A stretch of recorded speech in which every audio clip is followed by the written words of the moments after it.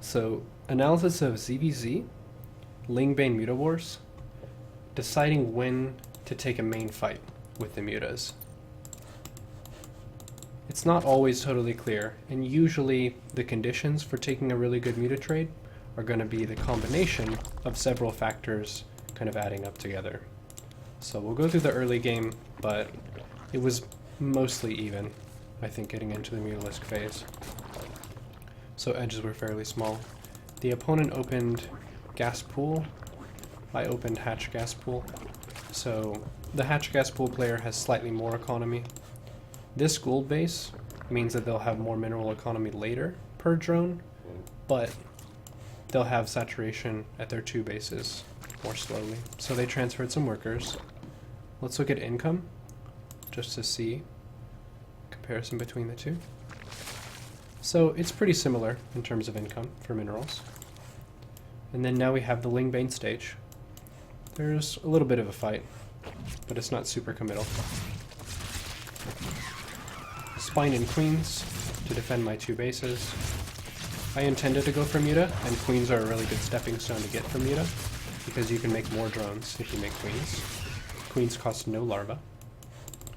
Behind this, the opponent is making more lings, so it's a pretty committed series of unit production. They could have made drones there instead, but they do actually have a worker lead with the damage that they dealt at the natural. Let's see. They killed 6 workers. So I could have pulled those workers into the main a little bit more quickly, since I had 2 queens controlling this ramp.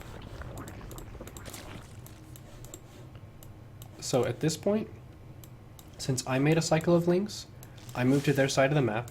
You should always be mindful of who has the ling advantage. If you have a lot of lings, they should be running around on the map doing something. It's a really common mistake for players to make a bunch of lings and then just sit at home, which allows the opponent to just drone for free, and you never leverage that sort of advantage. So I did see a Roach Warren at their natural, but that doesn't mean that they're necessarily going to go into a Roach game. It can just be a safety expenditure, so that they can go for Muta themselves. Since they took the lower base, if I took a greedy gold, they probably could go for a Roach timing and try to attack that. Here I have a slight worker lead. Let's see, units. 31 drones to 26. Since they have a gold, it's basically an even game. I'm taking my gases at the natural. The opponent has 2 gases, but I'll be mining off of 3 gases much sooner. So Muta-vs-muta ends up being a gas race, but also a mineral race. It's kind of just who can make more money and who can make more Muta with more upgrades, and then defend that advantage.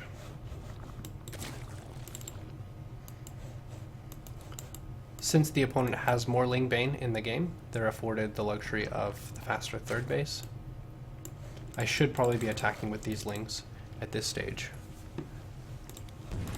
But we're getting into the mid-game basically on even footing. It's 35 workers to 34.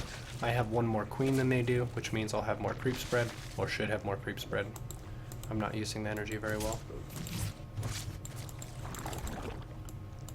My lair is faster and my spire is faster, so I'll have the earlier initial Muta cycle. I'll be able to deny banelings attacking my third, and I can push away these overlords with Muta. One of the more subtle elements of ling-bane Muta that can allow you to take huge advantages is making 2 safety banes at your natural and at your third. If you have 2 safety banes here and 2 safety banes here, you can drone a little bit harder and fill the gases at your third base a little bit faster and more safely. So they did send 2 roaches, but I went for Muta. So it seems like, I guess they let the roach speed finish. Counting your gas expenditures is really good for thinking about the game.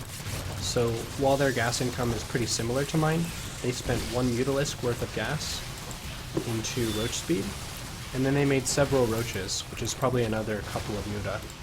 So even though their gas income at the third was faster, they spent gas on a lot of other things besides Muta. So right here I have 9 Muta, so they're 10. So let's talk about the elements of what allow you to take good trades in Muta-vs-muta. One element is having the earlier spire. So I attacked because I had mutas before the opponent, and I sniped this extractor. So earlier Spire is 1. Another advantage is upgrades. I'm about to have attack upgrade. The reason I took this was because I saw roaches. Attack allows Muta to clean up roaches more quickly. If it was Muta versus Muta from the start, I would have taken Carapace. Carapace is a little bit better value, Muta versus Muta. So my edge was earlier Spire, but now the opponent has Defender's advantage, so the Muta fight is happening on their side of the map. And they have one more Muta than me. So this trade favors them, so I opt to retreat. Taking my third base, their gas income is pretty far ahead of mine, exception of this extractor. Queens are a really good defensive tool in Muta versus Muta. If you ever have less mutas than your opponent by a couple, you can fly home and the queens can transfuse the mutas. It's like having more mutas of value. Sending lings into your opponent's base throughout the course of the game is really good for kind of knowing how much defense they're making and when they're taking Hive.